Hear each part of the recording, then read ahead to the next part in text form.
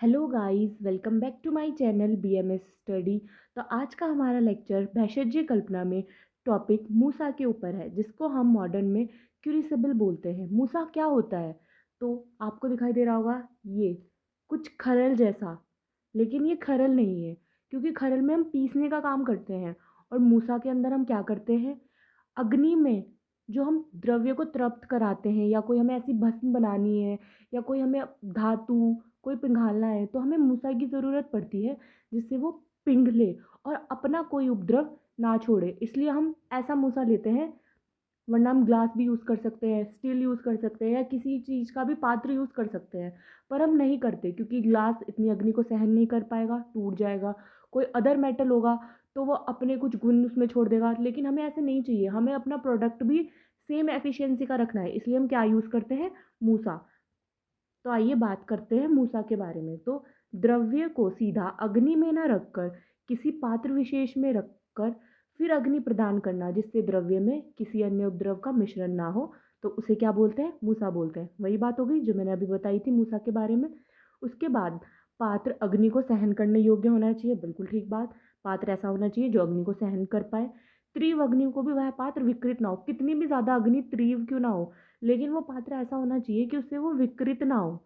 ऐसा नहीं है कि तेज हीट उसमें हमने दी तो वो खुद विकृत हो गया, फिर तो हमारी भस्म या फिर जो भी धातु है वो भी खराब हो जाएगी। तो ऐसे पात्र विशेष को हम क्या बोलते हैं? मूसा बोलते हैं। ठीक है, फिर बात करते हैं मूसा की निरुक्ति के बारे में। मूसांति दोषे मुषयान सा मुस्यति निगयन्ते।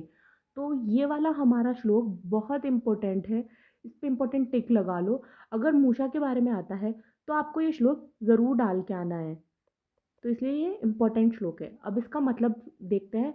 जो अवछंदित दोष को दूर करती हो या नष्ट करती हो, उस यंत्र विशेष को क्या बोलते हैं? मूसा बोलते हैं। अवछंदित दोष, इस पे टिक कर लो, ये बहुत इंपॉर्टेंट है। अवछंदित दोष मतलब जिसको हम ना चाहते हो, ऐसा दोष अगर हमारे द्रव्य में प्रेजेंट हो, हमारी भस्म में प्रेजेंट हो, तो उसको दूर करने के लिए हीटिंग देते हैं। और हीटिंग किसके अंदर करेंगे? ऐसे यंत्र में, तो उसे क्या बोलेंगे? मूसा। ठीक है, फिर हम बात करते हैं मूसा के पर्यायों की। मूसा के पर्याय क्या है? क्रोचिका, कमुदी, क्राहटिका, पाचनी और वही मित्रता। मतलब ये अग्नि के जो भी पर्याय हैं वो भी मूसा के ही पर्याय में आ जाएंगे। क्यों मूसा के पर्याय जानना इसलिए ज़रूरी है? एग्जाम में आपको किसी और फॉर्म में पूछ सकता है कि आ गया करहाटिका क्या होता है, आपको पता ही नहीं होगा, तो इसलिए पर्याय जानने हमें बहुत इम्पोर्टेंट है। फिर उसके बाद मूसा के उपदान द्रव्य, कि मूसा बनता किससे है? तो मूसा के उपदान द्रव्य में आता है हमारा मृतिका और लोह, मतलब मिट्टी और लोहा। इनसे क्या होता है? मूसा हमारा बनता है। ठीक है, अब हम बात करते हैं मूसा हेतु उपयोगी मिट्टी की। ये तो हमें पता लग गया कि मूसा मिट्टी से बनता है, पर कैसी मिट्टी से बनता है? बहुत टाइप्स की मिट्टी होती हैं। तो पीली, सफ़ेद अथवा लाल मिट्टी, कैसी मिट्टी होनी चाहिए? या तो पीली, सफ़ेद या लाल मिट्टी के द्वारा वो बनता है। बालूका रहित मिट्टी, कैसी मिट्टी होनी चाहिए? बालूका रहित, उसमें रेत मिक्स नहीं होनी चाहिए। तथा त्रिवग्नि को सहन, ऐसी मिट्टी होनी चाहिए कि त्रिवग्नि को सहन कर पाए वो।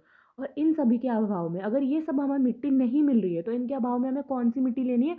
वल्मिक मिट्टी। मतलब वल्मिक मिट्टी क्या होती है? दीमक, जो दीमक लगती है तो वो अपनी मिट्टी छोड़ती है, वो वाली मिट्टी का भी हम इसमें यूज़ कर सकते हैं। या फिर कुम्हार की मिट्टी का उपयोग करें। हम देखते भी हैं जो कुम्हार हमारे बर्तन बनाते हैं वो कितने स्ट्रोंग होते हैं, आग पे भी हम उनको खाना भी पकाते हैं।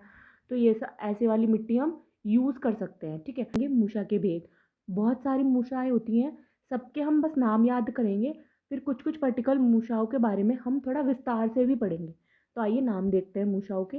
व्रज मूसा, पक्व मूसा, गोस्तनी मूसा, व्रतकांत मूसा, मल मूसा, गोल मूसा, विड मूसा, मूसल मूसा, महामूसा, व्रजदावनी मूसा, योग मूसा, गार मूसा, वर मूसा, वर्ण मूसा और मंडूक मूसा।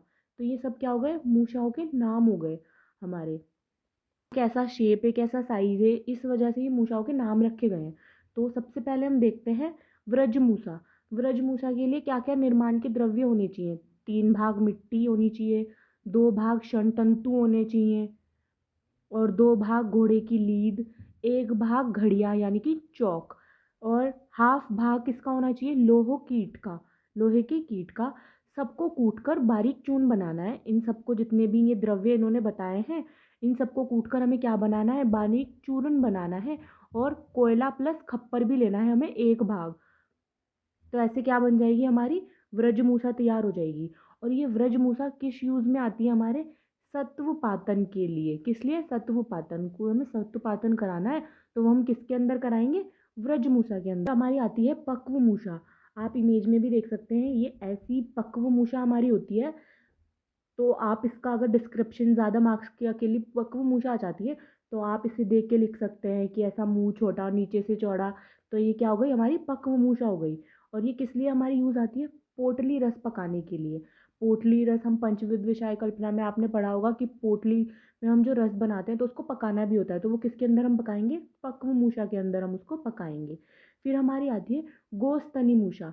गोस्तनी मतलब गाय के स्तन। तो ये देखिए, ये कुछ ऐसी सी होती है हमारी गोस्तनी मूषा, तो इसलिए इसका क्या नाम पड़ा, गोस्तनी मूषा।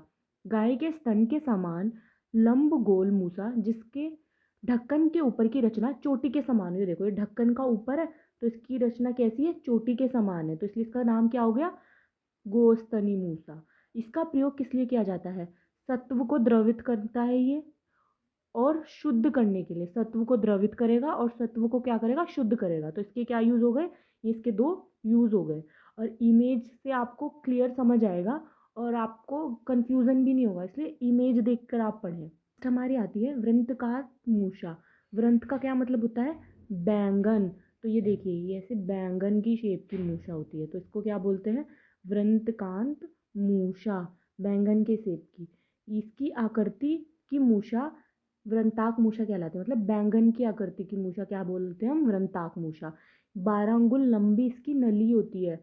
ये देखो, ये नली आ रही है ना लंबी सी, तो ये देखिए, ये बड़ी सी इसकी लंबी सी नली आ रही है ना, तो ये क्या होती है, इसकी 12 अंगुल लंबी नली होती है, जिसका ऊर्ध्व भाग धतूर पुष्प के संदंश हो। ये देखिए, ऊपर वाला भाग इसका पुष्प के, धतूर के, जो धतूर के पुष्प होते हैं उसके जैसा है।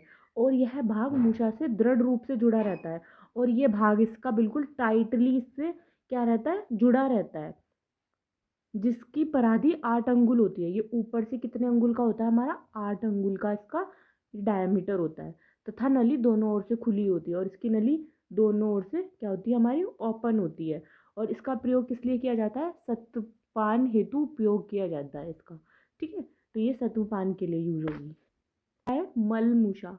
कौन सी मूषा, मलमूषा। इसमें क्या होता है, 2 दृढ़ मृत्तिका मतलब मिट्टी के जो 2 श्राव होते हैं ना, उनको आमने सामने से जोड़कर जब संपुट की आकृति बनाते हैं तो उसको क्या बोलते हैं, मलमूषा कहते हैं। ये देखिए, 2 हमारे ये मृत्तिका के स्राव हो गए, इनको आमने सामने से जोड़ा। ये किससे जोड़ा, ये देखिए आटा लगाकर जोड़ा हुआ है, और ये किसकी आकृति बना रहे हैं, संपुट की आकृति बना रहे हैं, इसलिए इसको हम क्या बोल रहे हैं, मलमूषा बोल रहे हैं। ओके। गोल मूषा, इसे निवृत्त मूषा भी कहते हैं। मिट्टी की गोलाकार मूषा, ये कुछ ऐसी गोल शेप की होती है, राउंड होती है, इसलिए इसे गोल मूषा कहा गया है। और जिसके मध्यम पुटपाक हेतु योग्य द्रव्य रखा जाता है। इसके बीच में ये कुछ ऐसी सी गोल मूषा होती है, और इसके बीच में जो द्रव्य का पुटपाक कराना हो वो रखा जाता है, तो इसलिए हम इसे क्या बोलते हैं, गोल मूषा बोलते हैं। और ये देखो यहाँ बता दिया, जिसमें पुटपाक, तो इसलिए इसका प्रयोग क्या हो गया, पुटपाक हेतु। अभी और रहते हैं मूषा के, जो कि हम नेक्स्ट वीडियो में देखेंगे। तो उसके लिए पार्ट 2 का वेट कीजिए, और लाइक शेयर सब्सक्राइब कीजिए। Thank you.